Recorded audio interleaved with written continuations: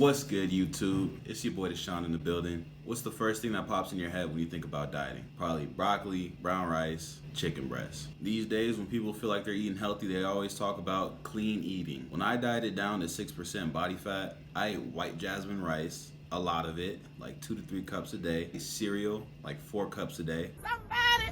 He needs some milk. And I ate pasta, like a good cup of it. Beyond just telling you what worked for me, right? Because that might not work for everybody. I could walk you guys through the science behind why this works for most of you as well.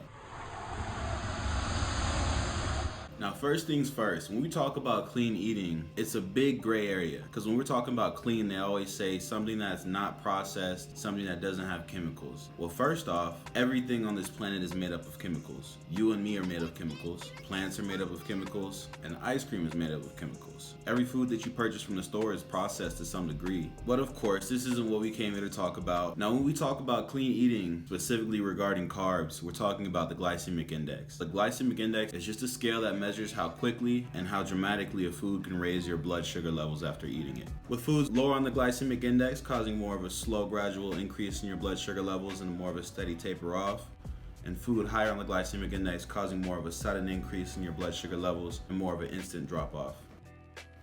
Now, one big problem that I have with this scale is that they fail to take into account the area underneath the curve. So while a high glycemic index food might create a greater spike in your insulin, so it may reach a greater peak or a greater height on the y-axis, it doesn't take into account x times y. So while it's going to go higher, it's going to be in your system for a shorter period of time before that food is digested. Whereas with the lower glycemic index foods, yes, okay, it may have a reduced spike on your insulin. However, it's going to be more gradual, so that insulin is going to be in your bloodstream for a greater amount of time. So when you take into account the x times y, the difference is much more null. And that's one of the biggest challenges with this scale right here. Generally, foods that are less processed and have more fiber are going to be lower on that glycemic index scale, with foods including more simple carbohydrates and reduced fiber being higher on that glycemic index. Now, one big misconception that I always hear is this idea of simple carbohydrates being bad for you because they're just straight sugar. Let's talk about it. Carbohydrates break down into your body into the simplest form called glucose. Now, this is whether that carbohydrate is complex or simple. Therefore, all carbohydrates are sugar at the end of the day. This kind of debunks the idea of any difference between these two different forms of carbs.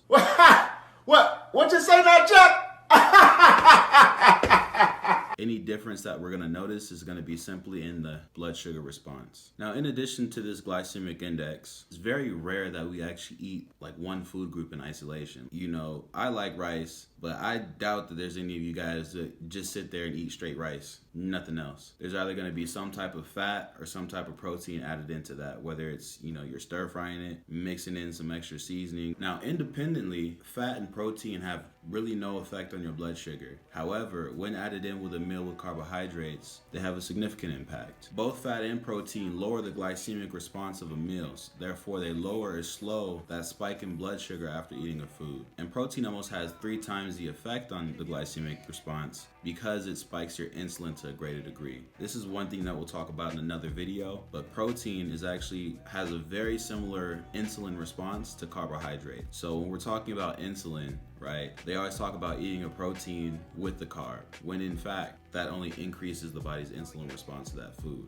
Therefore, we'll talk about this another time, insulin is not the cause of fat gain. One pitfall of the glycemic index is that it only accounts for the peak rise in insulin at one instant in time. Interestingly, the glycemic index and the insulin index don't always correspond. Now, the body's insulin response depends on the individual metabolism, so everybody responds a little bit differently. While some have a low response or insulin resistance, others have a high response or insulin sensitivity. Now, as your body digests these carbohydrates, it breaks it down to its simplest form, glucose. This glucose, or this sugar that's in the blood, is going to stimulate your body to release insulin. Now, this insulin is a hormone that triggers your body cells to uptake and store this glucose as energy, glycogen, and/or fat. Following a carb-heavy meal, individuals with insulin resistance tend to store about half as much as that glucose as glycogen in the muscles in the liver, and about twice as much as fat than individuals with insulin sensitivity. Now, to improve your insulin sensitivity, engage in regular physical activity. Now, insulin resistance appears to be linked with body fat. Those who are overweight or obese generally have more insulin resistance than those who don't. Mind you, those that are of normal weight or normal body fat can also have insulin resistance as well. Now, the best way to improve your insulin sensitivity is 1, to reduce your body fat, and 2, to engage in regular physical activity, aka get off your butt, get in the gym, and put in some work, man.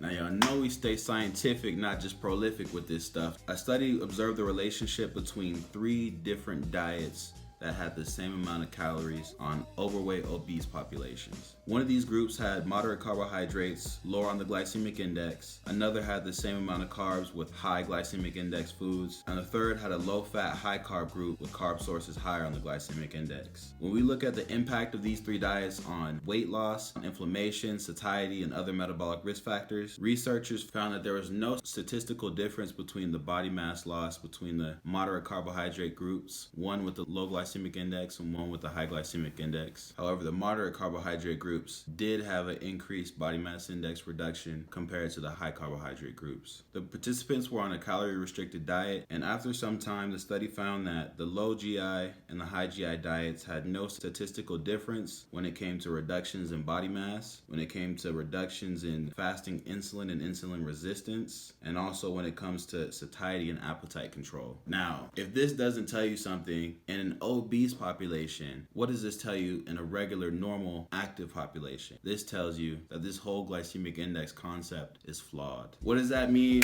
Eat your chips, eat your Doritos, eat your Funyuns. I'm just kidding, guys. There was also no significant difference between the waist circumference and the body composition, aka body fat, muscle changes in the participants. This leads me to believe that the source of the carbs is not the answer. Weight loss is the answer, and weight loss can be achieved on either end of the spectrum. Weight loss can be achieved with white rice or with brown rice. But a lot of the benefit that you guys realize when you cut out the simple carbohydrates is a lot of the fats, a lot of the other stuff that's added into the food. So let's say that you're eating a donut. A donut is not just straight sugar. There's a lot of sugar in there, but there's also some fat, right? There's also some butter. There's also all this other cakey goodness in there that adds to the calorie content of that food. So really what you guys are experiencing is a reduction in your total calorie intake whenever you go for this low glycemic index carb type diet. Now, many claims have been made about the effectiveness of a lower glycemic index carb diet on both disease prevention and weight management. Now, while I will say subscribing to this complex carbohydrate or low glycemic index carbohydrate diet will benefit populations that have diabetes or some form of insulin resistance, many of the benefits given to this type of a diet is really just a result of overall weight or fat loss, aka